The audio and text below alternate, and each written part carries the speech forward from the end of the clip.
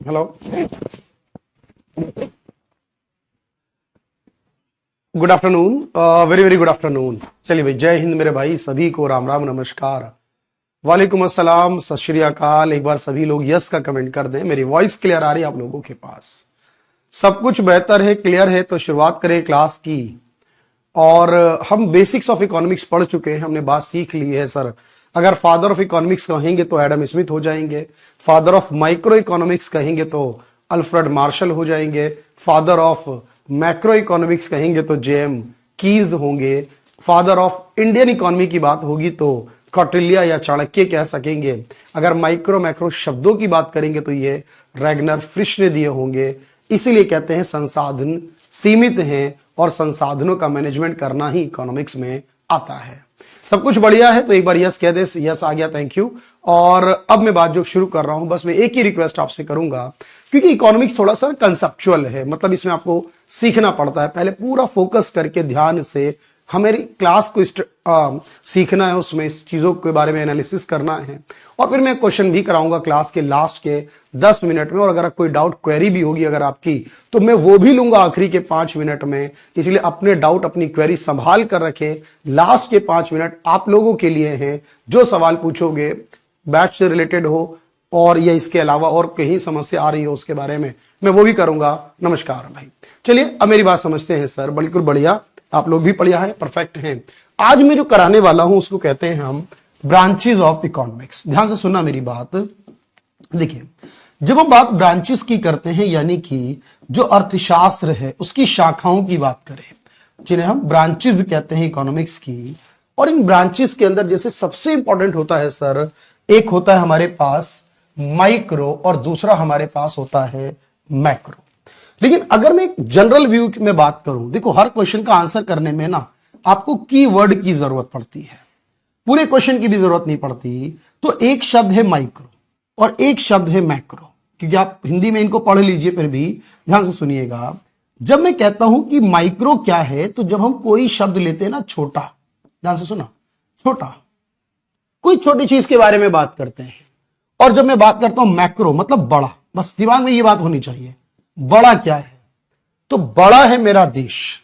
यानी बात जब देश की हो, जब भी बात इस बात की हो कि देश के लिए हो रही है कोई बात, छोटी है कोई व्यक्ति या कोई कंपनी। जब बात किसी व्यक्ति या किसी कंपनी के लिए हो रही हो, चाहे वो कंपनी कितनी बड़ी हो, चाहे उसकी ब्रांच कहीं भी होगी एक कंपनी, जब बात किसी व्यक्ति की किसी कंपनी की हो रही हो तो मतलब है वो छोटा है। जब बात देश की या राज्य की हो रही हो या पूरे समाज की हो रही हो, क्योंकि समाज में तो बहुत सारे लोग रहते हैं सर, पूरा समाज होता है, समाज करोड़ों लोगों का होता है। तो इसका मतलब देश, राज्य या समाज की बात चल रही हो तो ये बड़े में आता है। कुछ आई समझ में आई कि एक छोटा एक बड़ा है। अब मेरी बात ध्यान से सुनना सर, ये छोटा और जो बड़ा दिया गया हमें, अब इस छोटे और बड़े पर बेस्ड कैसे पढ़ना है, ध्यान से सुनना। यस का कमेंट आपका आना चाहिए था, बिल्कुल। अब मैं पहले समझाऊंगा आपको माइक्रो क्या होता है। देखना भाई, माइक्रो इकोनॉमिक्स यानी हिंदी में हम कहते हैं व्यष्टि या सूक्ष्म अर्थशास्त्र। इसके लिए कई बार व्यष्टि या कई बार सूक्ष्म वर्ड का प्रयोग भी किया जाता है, व्यष्टि या सूक्ष्म अर्थशास्त्र। देखो, मैंने कहा जब आप छोटी बात करते हो, छोटे का मतलब ये हुआ सर, जब हम बात करते हैं, स्टडी करते हैं एट इंडिविजुअल लेवल, यानी इंडिविजुअल क्या होता है, इंडिविजुअल लेवल पर व्यक्तिगत स्तर पर अध्ययन। जब कोई अध्ययन करते हैं व्यक्तिगत स्तर पर, तो जब स्तर हो व्यक्तिगत हमारा, और व्यक्तिगत का मतलब होता है जैसे अगर सवाल में बात की गई है किसी पर्सन यानी व्यक्ति के बारे में या किसी कंपनी के बारे में, कंपनी को ही फर्म भी कहते हैं, फर्म भी कह सकते हो, कंपनी या फर्म के बारे में बात की गई है, किसी उद्योग इंडस्ट्री के बारे में, उसको भी छोटा ही मानते हैं। बात की गई है किसी प्रोडक्ट यानी कि किसी उत्पाद या वस्तु के बारे में। यानी जब हमसे कोई भी क्वेश्चन में ऐसी बात की गई हो कि वहां एक व्यक्ति की बात आ रही हो, वहां किसी कंपनी की बात चल रही हो, या फर्म की हो, फर्म कंपनी को ही कहते हैं, मैंने कहा आपसे, बात उद्योग की हो तो उद्योग भी एक सिंगल होता है, या बात किसी उत्पाद यानी कि किसी वस्तु की हो। अब जैसे आपने कहा सर यहां पर बात, जैसे एग्जाम्पल के तौर पर अगर मैं कहता हूं हम ये पढ़ रहे हैं, एग्जाम्पल के लिए जैसे मैंने कहा इनकम ऑफ ए पर्सन, अब यहां पर ध्यान से आपने देखा व्यक्ति की, अगर किसी व्यक्ति की आय होगी तो उसकी बात कहां चलेगी, बहुत ध्यान से सोच लो। व्यक्ति की आय जो होगी तो इसका मतलब वो हो गया इसमें। अच्छा, मैं कहता हूं रेवेन्यू, रेवेन्यू इनकम को ही कहते हैं, रेवेन्यू ऑफ कंपनी। आपने कहा जी यहां कंपनी की बात आ गई, कोई भी कंपनी, कंपनी की आगम यानी कि आय, आगम कहते हैं आय को, तो कंपनी की आय हो तो भी कोई बात नहीं। कोई कंपनी कितना सेल्स करती है, एक कंपनी ने कितनी बिक्री की है, ध्यान से समझना, किसी कंपनी ने किसी वर्ष में उसकी बिक्री कितनी हो रही है,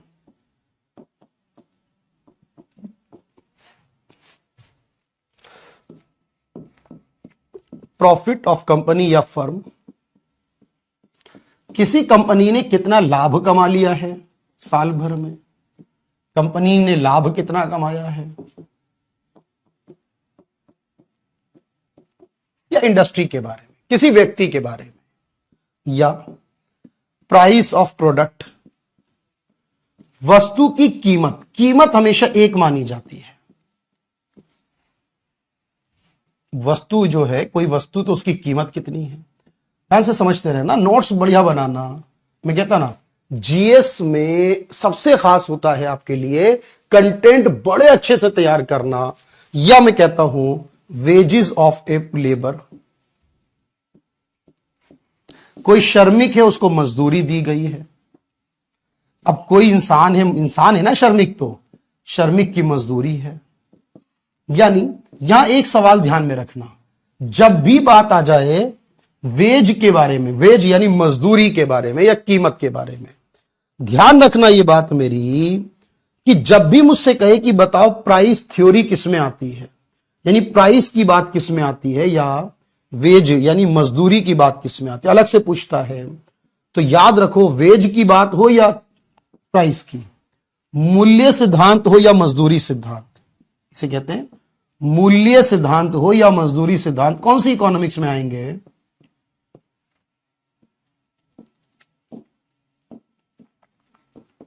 ये दोनों के बारे में याद रखना। ये किसमें आ रहे हैं, ये दोनों माइक्रो में आ गए सर।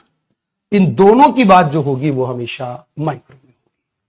मैं इसलिए तो कह रहा हूं ना भाई, अमूमन हम करते क्या है, हम यही तो गलती करते हैं ना, कि पहले सीखते नहीं है, पहले एमसीक्यू करते हैं, पहले प्रीवियस ईयर क्वेश्चन कर रहे हैं। अरे जब तक कुछ अच्छा सीखोगे नहीं ना, तब तक दो चार बार तो हो सकता है कि आप दो चार सवाल कर जाओ, लेकिन फिर फंस जाओगे लाइफ में, कहीं तो फंसोगे ना आकर। इसीलिए कंसेप्ट डेवलप होने चाहिए, वो आगे काम आते हैं। तो आपने कहा जब इसके बारे में बात हो तो उसको हम हमेशा माइक्रो मानेंगे। अच्छा अब सुनो भाई, अभी सुनना ध्यान से, दूसरी मैंने बताई मैक्रो, लिखवाऊंगा मैं, अभी वेट करना। अब आपने कहा जी मैक्रो होती है दूसरी, उसको मैक्रो इकोनॉमिक्स बोलते हैं। इसी को आप हिंदी में समष्टि या व्यापक बोलते हो, समष्टि या व्यापक। देखो मैंने क्या कहा, जब बात बड़ी हो, अब बड़ी क्या होती है बताओ, क्या कहा था मैंने, बड़े का मतलब क्या है, जब हम स्टडी करें,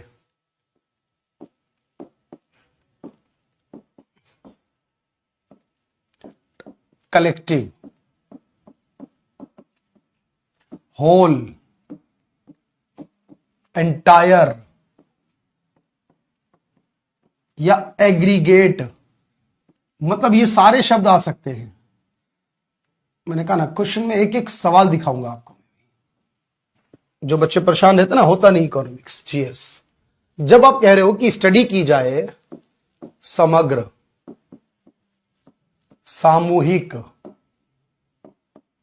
या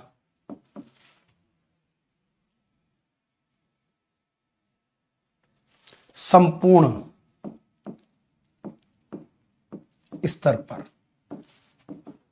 अगर अध्ययन किया जाए, संपूर्ण में हो।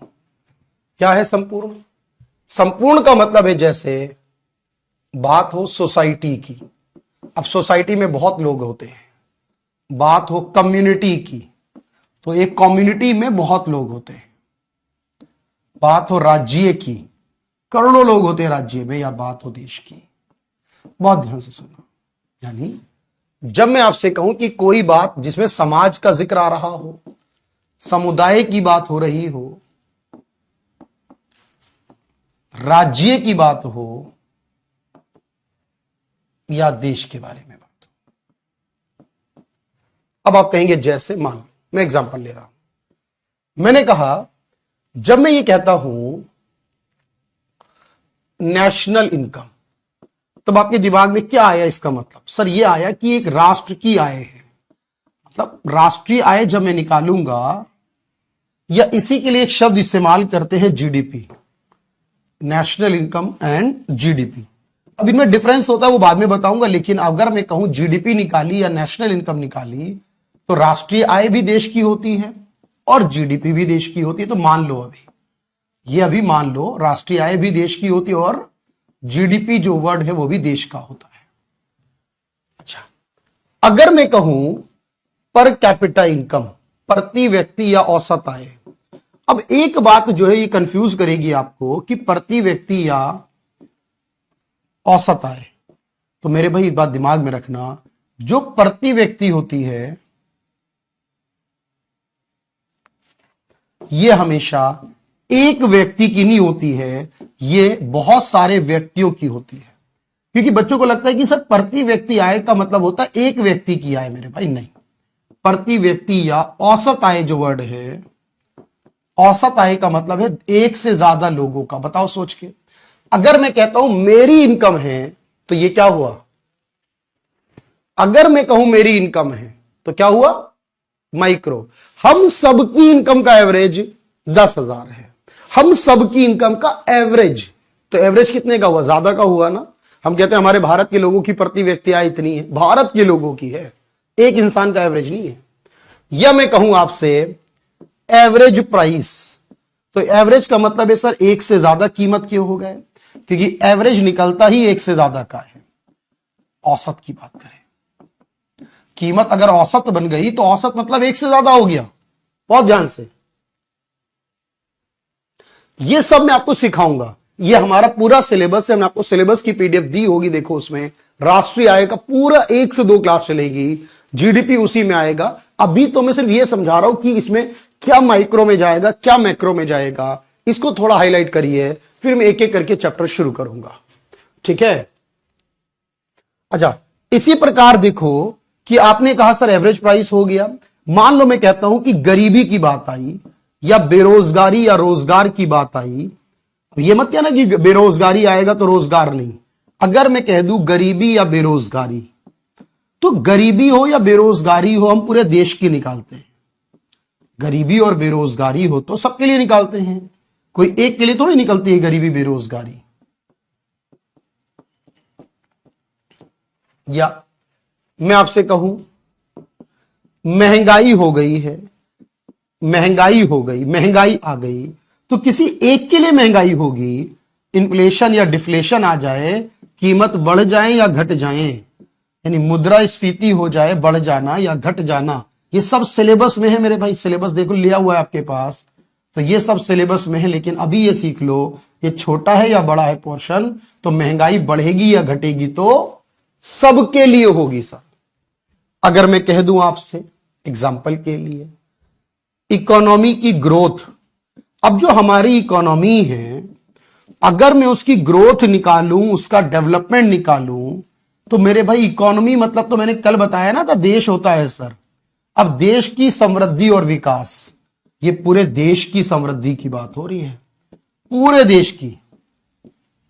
जब मैं पूरे देश की समृद्धि की बात करूं और विकास की बात करूं, मतलब पूरे देश की हो गई सर, ये है ना, देश की हो गई।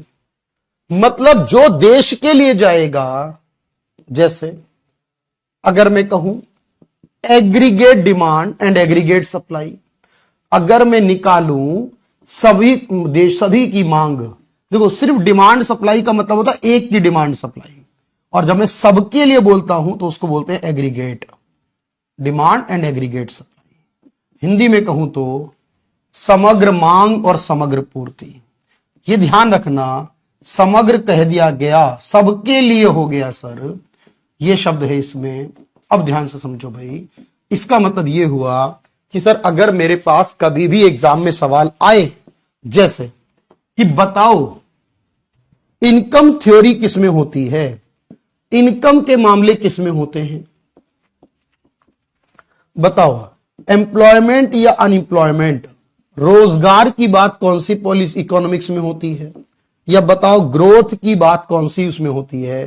तो मेरे भाई जवाब ध्यान रखना कि जब बात इनकम की हो, बात एम्प्लॉयमेंट की हो, बात ग्रोथ की हो, तो ये हमेशा, यानी हिंदी में भी बता दूं, चलो अगर मैं कहूं आय सिद्धांत, कौन से में आया बताओ, कोई सी भी आय आई तो किस में आई, या रोजगार वाली बात किस में हुई, या समृद्धि या विकास की बात किस में हुई। तो ध्यान रखना, इन सब के बारे में आपने किस में पढ़ा है, मैक्रो में पढ़ा है।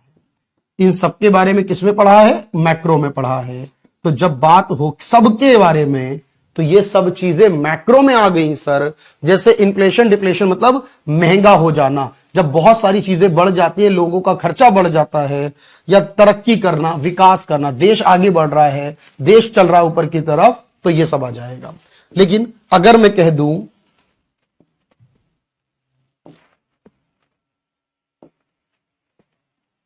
सिर्फ, अगर मैं एक शब्द यूज करता,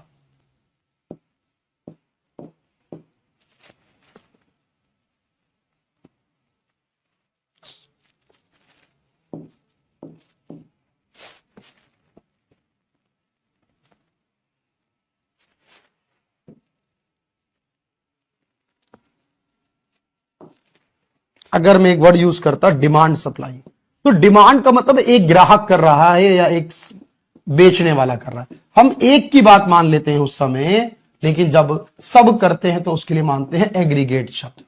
मेरी बात को बहुत ध्यान से सुनना, नोट्स को अच्छे से बनाना।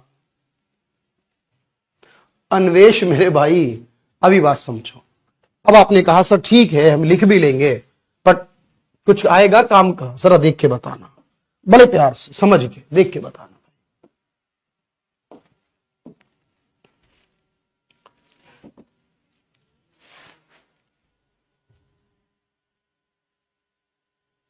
नोट्स बनाना बड़े प्यार से।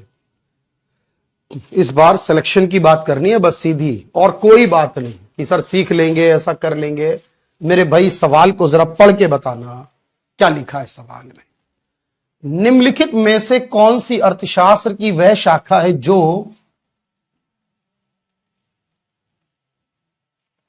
पूरे समुदाय, एक राष्ट्र, एक पूरे क्षेत्र की बात करती है। सोच लो, बिल्कुल ऐसे ही लिखना, बिल्कुल 100% करेगा सपोर्ट। जो पूरे समुदाय की बात करेगा या पूरे देश की बात करेगा, एक देश हो गया जब, तो क्या हो गया सर, वो मैक्रो हो गया। जब बात देश की होगी तो वो मैक्रो होगा। बोलो हाँ या ना, देश की बात है तो वो मैक्रो में जाएगा।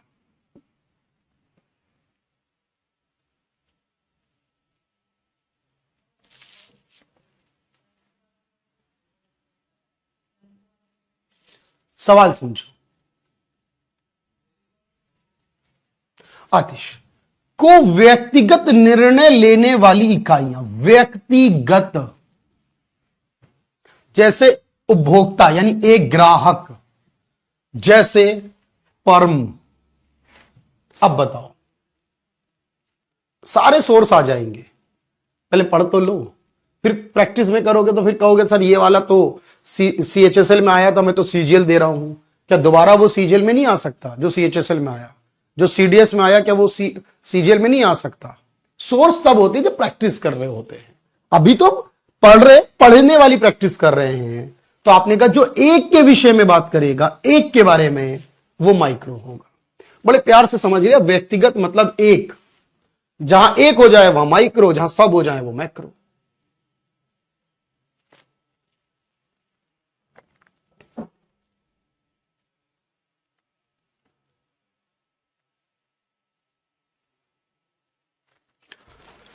आय और रोजगार से जुड़ा सिद्धांत किस इकोनॉमिक्स में आता है? अभी चांद मोहम्मद मेरे भाई, मेरा नाम, क्या करेंगे जानकर? सिलेक्शन कर लो फिर बताएंगे। आय और रोजगार का सिद्धांत, जहां बात आय की हो रही थी, रोजगार की हो रही थी, कहां हो रही थी बात इसकी? मैक्रो में हो रही थी सर। मैक्रो में बात चल रही थी, मैक्रो में चल रही थी बात रोजगार की। क्योंकि रोजगार देश के लिए होता है, बेरोजगार देश का होता है। इतने करोड़ लोगों के रोजगार है या बेरोजगार है। माइक्रो में क्या आता है? अभी लिखे हैं, कोई बात नहीं, लिख रहे हैं भाई, लिख रहे हैं। सूक्ष्म में, माइक्रो में क्या आता है? इनकम किस में आती है? रोजगार की बात किस में आती है? इनकम की बात औसत आय और राष्ट्रीय आय मैक्रो में। एम्प्लॉयमेंट की बात मैक्रो में, सॉरी, ग्रोथ की बात, देश की ग्रोथ की बात मैक्रो में। ये सारी बातें मैक्रो में आपने बताई थी, तो ये माइक्रो में आएगा। मैं टाइम तो दूंगा ना, अभी टाइम तो दूंगा भाई। तो आपने कहा सर ठीक है, इसका मतलब जब हम कोई सवाल करें, उस सवाल को सोचें, समझें और फिर उसका जवाब दें। जैसे मेरे भाई, इस सवाल को एक बार सोचकर समझकर जवाब देना। ये आपके पास आया है, ये आपके पास SSC में।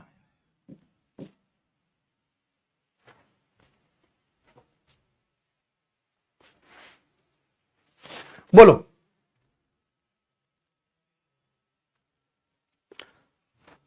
देखो, हाईलाइट करो। यहां किसकी बात आई?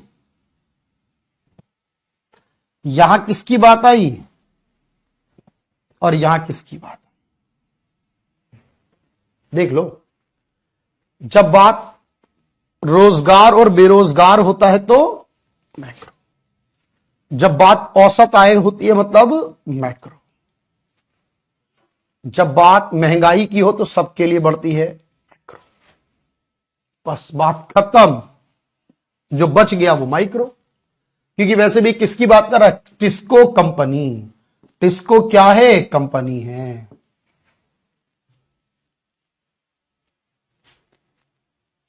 शिवांगी तिवारी, कोई क्वेश्चन आया नहीं आपका, पर जरूर बताते।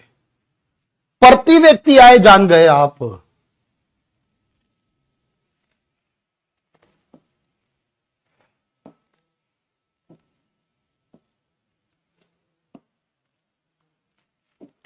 अब ये SSC ने पूछा है, तो क्या इसमें बदल दिया SSC ने कुछ?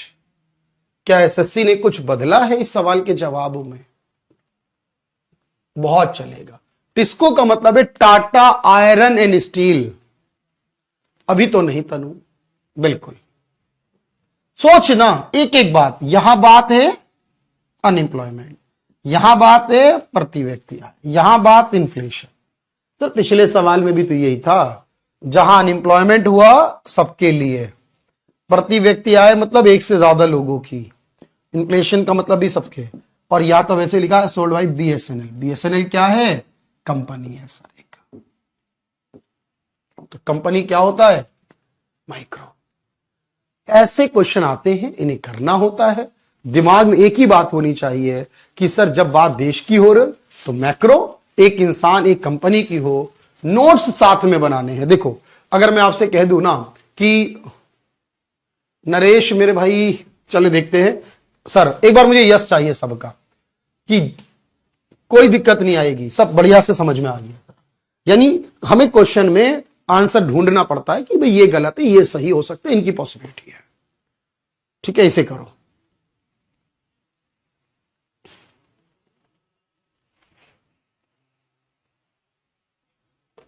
लिखो भाई इसे, डन करो पहले वाले का।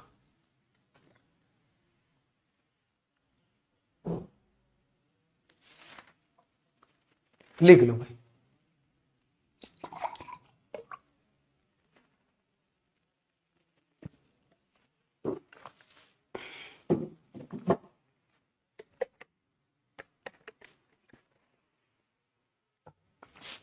डन कर दो ताकि सभी ने लिख लिया। हाँ, कॉस्ट, अगर कॉस्ट कंपनी की है, किसी प्रोडक्ट की है, कॉस्ट किसकी होती है? किसी वस्तु की। कि भाई जैसे मैंने कहा इस मार्कर की कॉस्ट, क्वेश्चन को लिखना नहीं है, सवाल कौन लिखता है? सवाल की पीडीएफ मिलेगी, सवालों की पीडीएफ मिलेगी। ठीक है, देख लेंगे एक बार सुमन, कोई अगर ऐसा इश्यू है तो। चलो इसे नोट करो, डन 2 पर आ जाओ।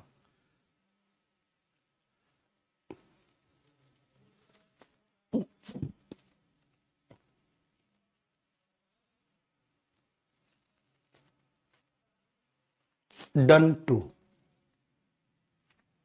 नहीं भाई, कॉस्ट एक वस्तु की होती है, किसी प्रोडक्ट की। ठीक है, कोई बात नहीं, सब लिखोगे। नहीं लिख पा रहे हो तो बाद में कर लो, अगर कोई बहुत स्लो है तो, वरना तो हो जाता है। अब मैं आपको एक बात और सिखाता हूं, एक बात और।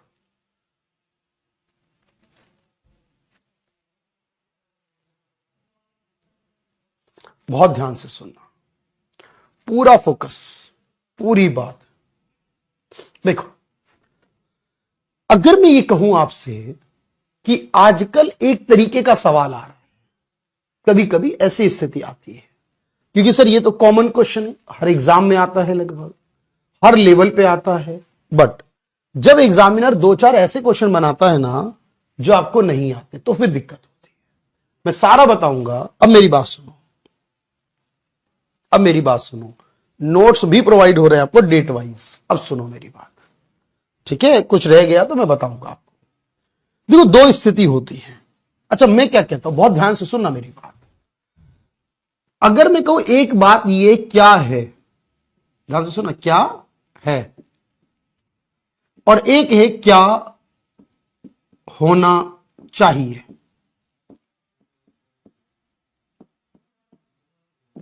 बहुत ध्यान से सुनना, क्या है, ये बात कैसी है? 100% सत्य है, 100% सत्य कोई बात है, इसका ना क्या है? क्या होना चाहिए या क्या नहीं होना चाहिए।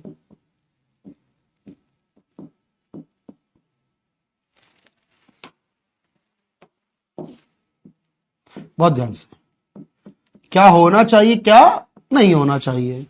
ये क्या है सर? ये एक आदर्श, यानी जो हम चाहते हैं आदर्श स्थिति है।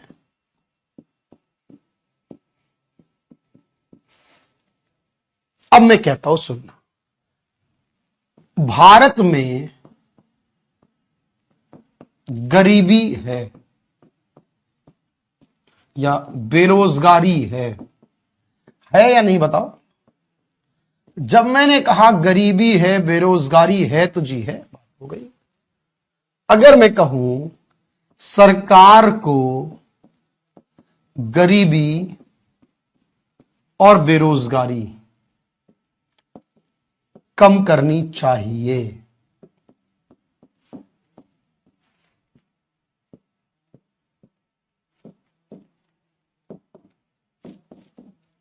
ध्यान से देखना भाई। अगर मैं कहता हूं तो यह बात हो गई इसमें 100% सत्य है, और यह बात हो गई इसमें कि ऐसा होना चाहिए। बोलो, हो रही है? तो जब मैं कहता हूं कोई बात 100% सत्य है, उसे कहते हैं पॉजिटिव इकोनॉमिक्स। और जब मैं कहता हूं ऐसा होना चाहिए, तो उसे कहते हैं नॉर्मेटिव इकोनॉमिक्स। ये आपको मैं नई बात सिखा रहा हूं।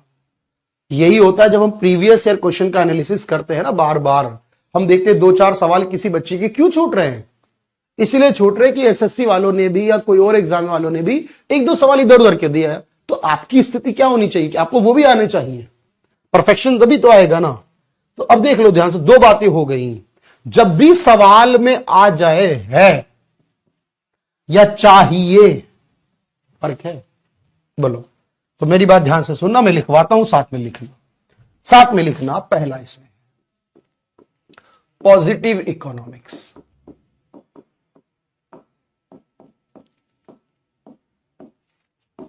सकारात्मक अर्थशास्त्र।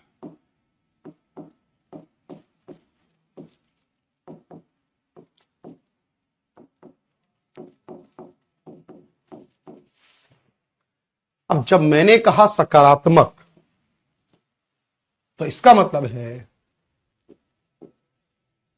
स्टडी ऑफ व्हाट इज,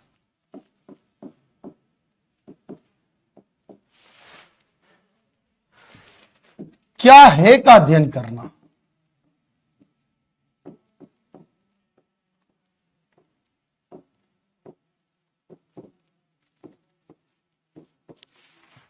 और क्या है वो चीज जो 100% वेरीफाइड है, मतलब पक्की बात है, यानी 100% सत्यापित है, सत्य है, मतलब बस पक्की बात है बिल्कुल। जैसे भारत में गरीबी व बेरोजगारी है,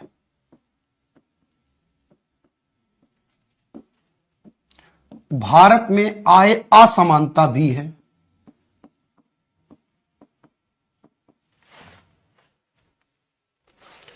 poverty and unemployment in India,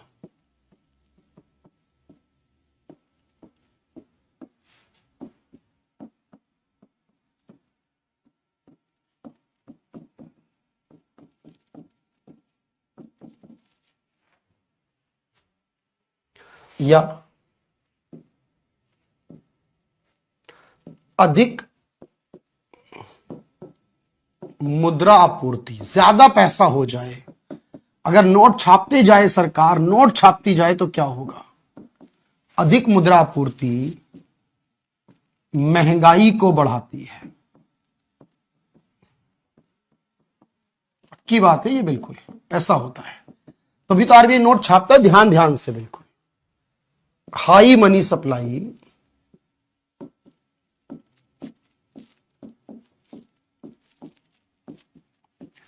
lead to inflation. अब ये बात क्या हुई? क्या कहा आपने? हुए सबके आखिर में क्या आया? ऐसा होता है। अच्छा, अब मैंने कहा कि जब बात आ जाए इस बारे में कि सर होना क्या चाहिए था, उसे कहते हैं नॉर्मेटिव। इसे कहते हैं आदर्शात्मक अर्थशास्त्र।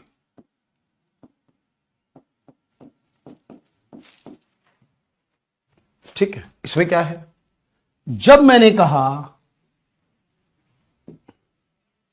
Study of what ought to be, should भी कह सकते हैं वैसे, व्हाट ऑट टू बी या what not ought to be,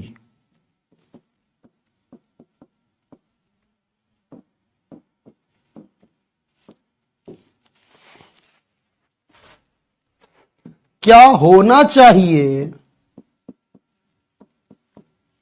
या क्या नहीं होना चाहिए,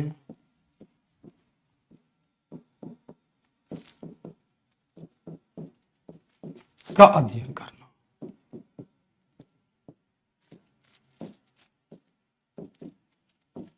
जैसे, यानी जो बात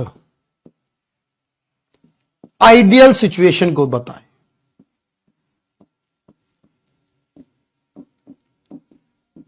जो बात बताए कि यह स्थिति सबसे अच्छी होगी। कैसी स्थिति अच्छी होगी? जैसे आपने कहा सरकार को गरीबी और बेरोजगारी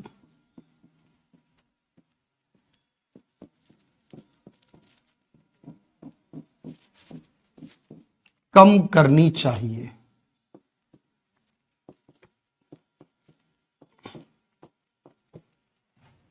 बोलो। Poverty and unemployment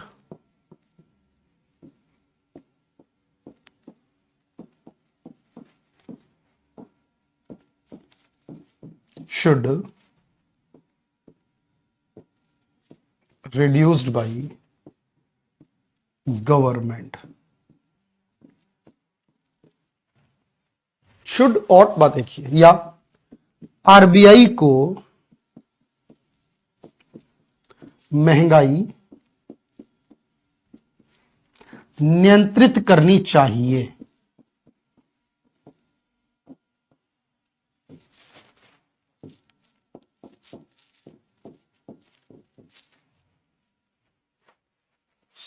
RBI should control inflation. तो जब सवाल में ये बातें हों, क्या होना चाहिए या क्या है, मैं फिर कह रहा हूं आशुतोष, एवरीवन, मेहनत से डरना नहीं, आपको घबराना नहीं है। कुछ चाहिए ना तो बहुत कुछ आपको सेक्रीफाइस करना पड़ेगा। बिना सेक्रीफाइस करे लाइफ में कुछ नहीं मिलता।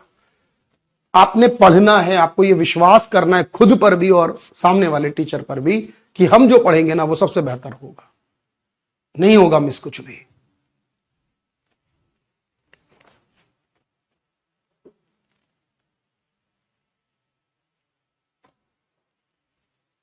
तो क्या होना चाहिए और क्या नहीं होना चाहिए,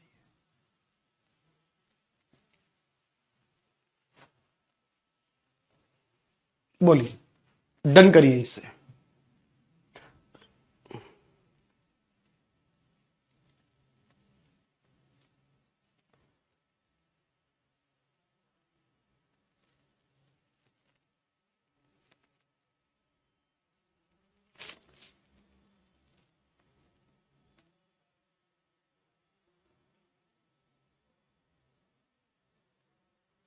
थैंक यू।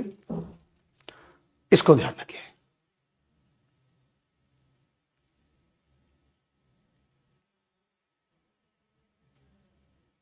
बिल्कुल साक्षी, अगर कोई प्रॉब्लम है ऐसी जो क्लास में हो सकती है तो क्लास में करते हैं, वरना लास्ट के 5 मिनट में करेंगे।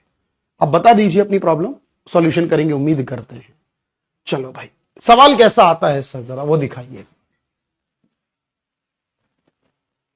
अभी इसको मत देखिएगा, आपके लेवल का नहीं है सवाल, बट हमें क्या फर्क पड़ता है, कोई से भी लेवल का हो। बताओ, शुड हो जाए या शुड भी हो जाए उतना चल देगा, वो चलेगा भाई, कोई बात नहीं, उससे कोई फर्क नहीं पड़ता। योगेंद्र,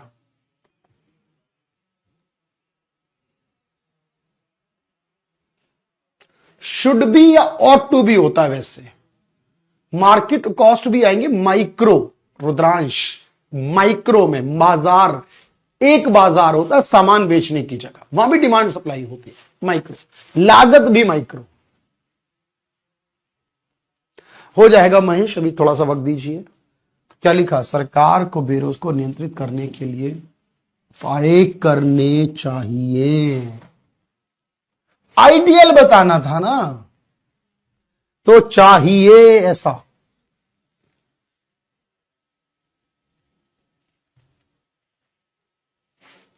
कोई बात नहीं भाई।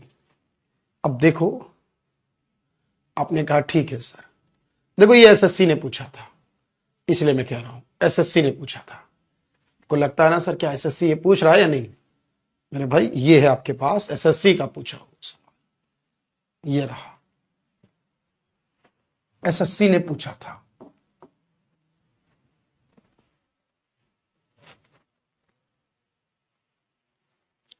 बताओ,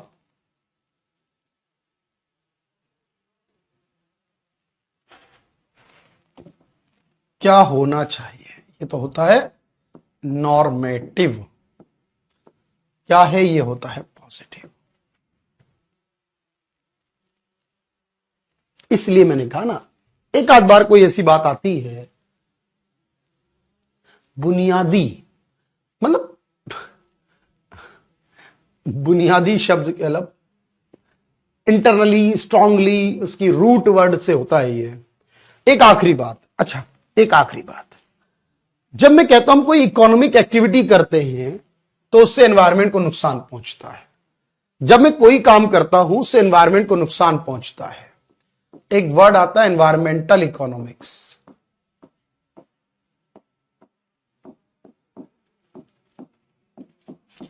पर्यावरण अर्थशास्त्र।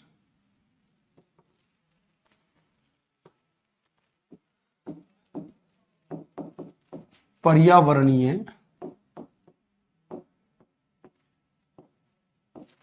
अर्थशास्त्र।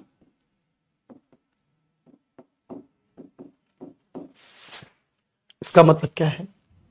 जब आपने कहा study of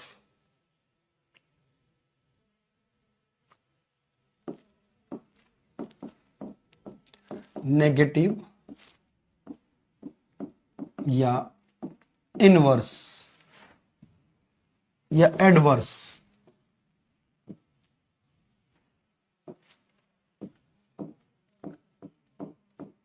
effects of economic activity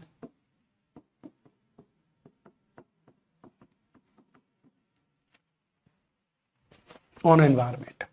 देखो एक बात सोचो, जब हम कोई भी काम करते हैं, जैसे हमने कोई इंडस्ट्री लगाई, अब उस इंडस्ट्री से धुआं भी निकल रहा है, कचरा भी निकल रहा है, तो पर्यावरण नुकसान हो रहा है या नहीं बताओ? तो आपने कहा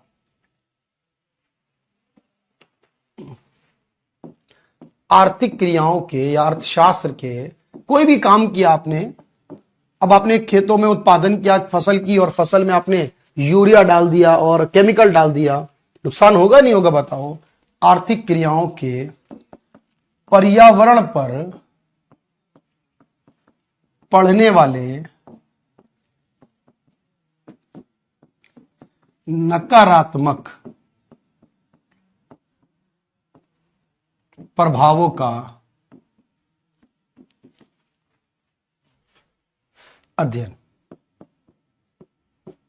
यानी जब भी आप देखो कि इकोनॉमिक्स के साथ एनवायरनमेंट की बात हो, बस ये ध्यान रखो, बस दिमाग में एक ही बात रखो कि जहां बात इकोनॉमिक्स और एनवायरनमेंट दोनों की हो, इकोनॉमिक्स भी चल रही हो सवाल में और एनवायरनमेंट की भी बात हो रही हो, यानी नेचुरल रिसोर्स, एनवायरनमेंट मतलब नेचुरल रिसोर्स, प्राकृतिक साधनों की बात हो रही हो। भाई एनवायरनमेंट में क्या होते हैं? प्राकृतिक साधन होते हैं। भाई पर्यावरण खराब होगा, साधन खत्म हो जाएंगे। यानी जब बात आपकी अर्थशास्त्र की हो किसी भी जगह पर, अर्थशास्त्र के साथ या तो पर्यावरण की बात हो या बात प्राकृतिक संसाधनों की हो, तो इसका मतलब यह हुआ कि वहां एनवायरमेंटल इकोनॉमिक्स है।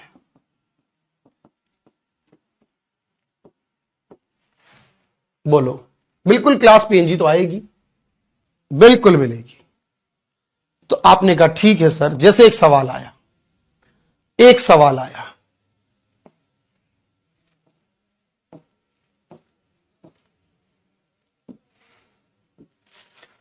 आर्थिक गतिविधि और पर्यावरण के बीच संबंध का अध्ययन करना क्या कहलाएगा? इकोनॉमिक एक्टिविटी और एनवायरनमेंट के बीच संबंध बने तो क्या बनेगा?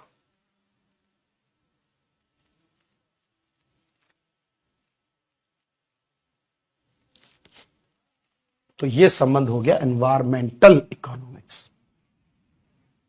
देख लो ध्यान से, कहीं भी ऐसा ना लगे आपको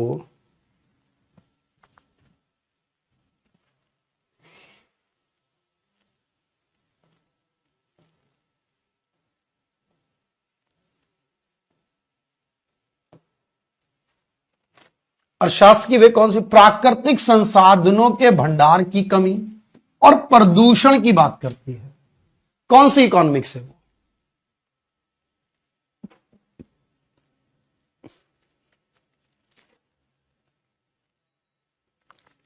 तो वो है एनवायरमेंटल। कौन सी है? वो है एनवायरमेंटल। तो ये है आज की क्लास हमारी। और मुझे पूरी उम्मीद है कि मैंने आपको एक एक बात बहुत ध्यान से, बहुत प्यार से समझा दी है। हाँ, अगर आप कोई डाउट, कोई क्वेरी, कोई सवाल करना चाहते हैं तो बिल्कुल पूछ सकते हैं।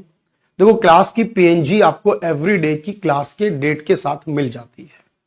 आप नोट्स की कॉलम में जाते हैं तो नोट्स में आप क्लिक करते हैं, उसमें सिलेबस आता है, बाकी सारे सब्जेक्ट आते हैं। इको पे क्लिक कर दो तो इको की आ जाएंगी, जिस पे क्लिक कर दोगे उसकी आ जाएंगी।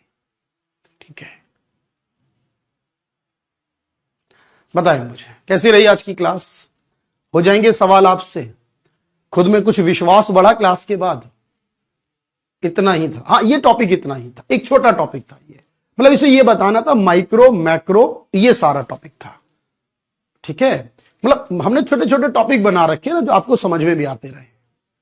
ये नहीं कि एक सीक्वेंस में चलेगा, टॉपिक टू टॉपिक चलेगा। कल वाली कल नहीं मिली तो आज मिल जाएगी। Thank you everyone, thank you so much. कल फिर मिलते हैं, फिर बात आगे करते हैं आपसे। क्वेश्चन चैप्टर कंप्लीट होने के बाद बिल्कुल करवाएंगे। ये हर चैप्टर के बाद रहता है भाई। देखो, ये जो भी क्वेश्चन आपके किए हैं, ये सारे क्वेश्चन आपकी इस पीएनजी में सेव रहेंगे। ठीक है, थैंक यू।